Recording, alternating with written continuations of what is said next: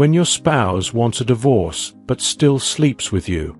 If you're reading this, you might be facing one of the most confusing situations imaginable. Your spouse wants a divorce, but they still want to sleep with you. Why would they do this? Should you go along with it? Let's face it, sex is never just sex. It's complex, emotional, and especially during a divorce, it can add layers of complications. If you've been grappling with these questions, keep reading, because understanding the reasons behind your spouse's behavior and why you should tread carefully could save you from even more heartache. Here are 10 reasons why your spouse might still want to sleep with you during divorce proceedings, and why saying no might be your best move. 1. It's familiar. Starting something new can be intimidating. Sex with someone new is thrilling but also unfamiliar. Your spouse might gravitate toward the comfort and predictability of intimacy with you. It's like choosing the well-worn path over venturing into the unknown. Familiarity provides a sense of safety and stability amid the chaos of divorce. But is that safety real, or is it just a temporary illusion? Sex with a spouse, even during divorce, feels safe because it's part of a routine. It's not just about physical intimacy, it's about emotional reassurance. For your spouse, it may represent a way to hold onto something stable while everything else is falling apart. However, it's important to question whether this stability is genuine or simply a way to avoid confronting reality. 2. They're feeling nostalgic. Divorce forces people to look back on their relationship, and sometimes, the good memories shine brighter than the bad ones. Nostalgia can make them yearn for the happy moments you shared. But be cautious. Those rose-tinted glasses can blur the reality of why the marriage didn't work. Clinging to the past isn't the same as moving forward. Nostalgia has a way of painting the past in a warm light. Your spouse might be reminiscing about the times when your relationship was strong and filled with love. While it's natural to remember the good moments, it's essential to acknowledge that those memories are only part of the picture. The challenges and conflicts that led to divorce can't be ignored. 3. They're romanticizing the truth. Is your spouse truly remembering how things were, or are they rewriting history in their mind? Romanticizing the past is a coping mechanism to avoid the pain of loss. But here's the thing, memories filtered through nostalgia aren't reliable. If they're idealizing your relationship, sleeping together will only deepen the confusion. Romanticizing the truth allows people to create a version of events that feels less painful. Your spouse may be viewing your relationship through a lens of longing, focusing on the highlights while conveniently forgetting the arguments and dissatisfaction. This distorted perspective can lead to emotional entanglement if you're not careful. 4. They're lonely. Loneliness is one of the most compelling motivators for reaching out to an ex or soon-to-be ex. Your spouse might be struggling with the empty bed, the quiet evenings, or the absence of a constant companion. But sleeping with them doesn't solve loneliness. It just delays addressing it head-on.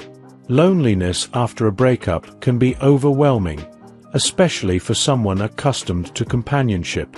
While intimacy might provide temporary relief, it's not a sustainable solution. Your spouse needs to find healthy ways to cope with their loneliness, rather than seeking solace in a relationship that's already ending. 5. They want to get back together.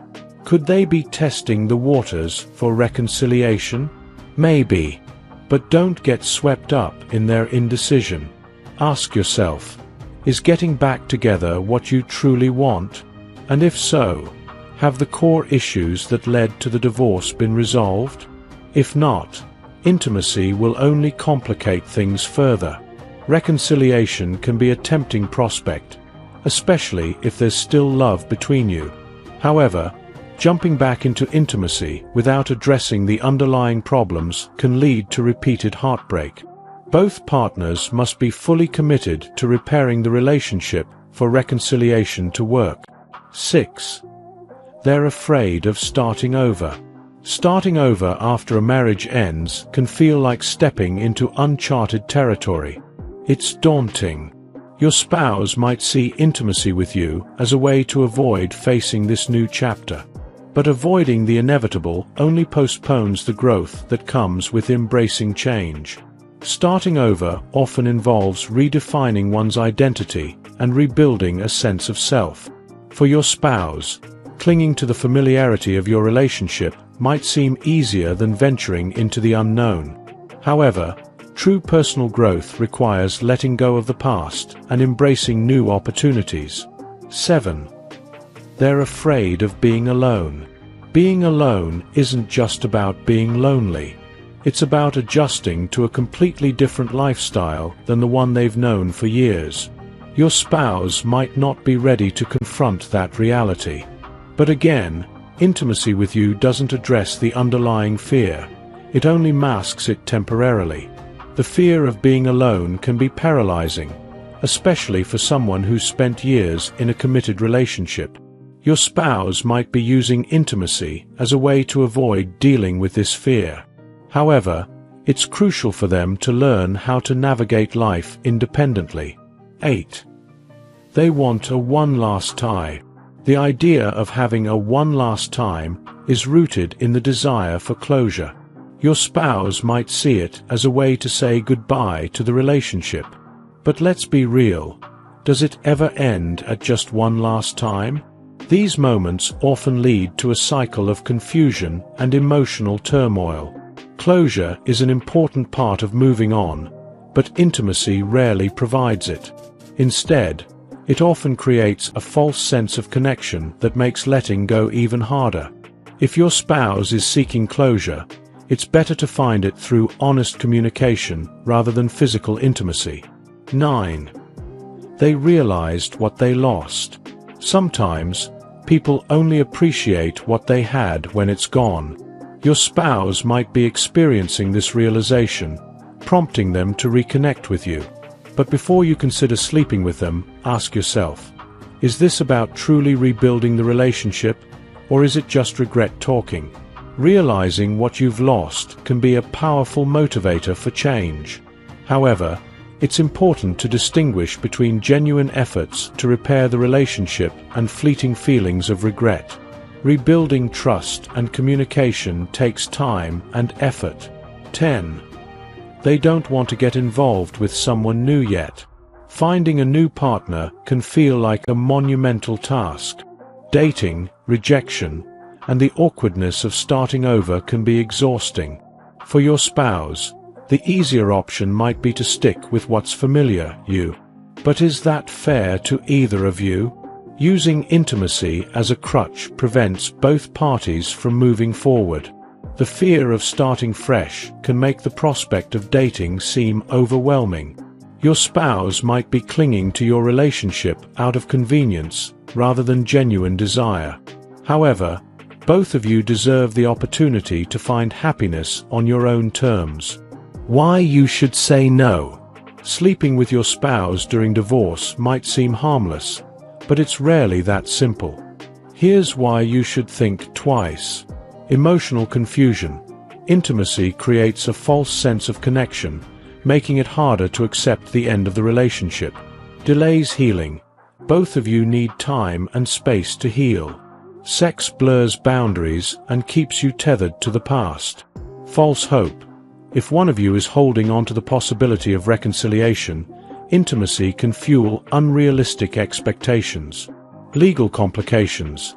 Depending on your situation, sleeping with your spouse during divorce proceedings could complicate things legally. The bottom line. Divorce is messy and emotional, and adding intimacy into the mix only heightens the confusion. If your spouse still wants to sleep with you, take a step back and evaluate what's best for your mental and emotional health. Saying no might be the boundary you both need to truly move forward. So, what's your next move? That's up to you. But remember, healing starts with clarity, and clarity often requires letting go. If you enjoyed watching this video, don't forget to like, subscribe, and turn on the notification bell, so you don't miss any new videos. Let us know your thoughts about this video in the comment section down below, and feel free to stay and enjoy it until the end. Also make sure to check out our next highlighted video, and we will see you next time. Thanks for watching. Please like, share, and subscribe.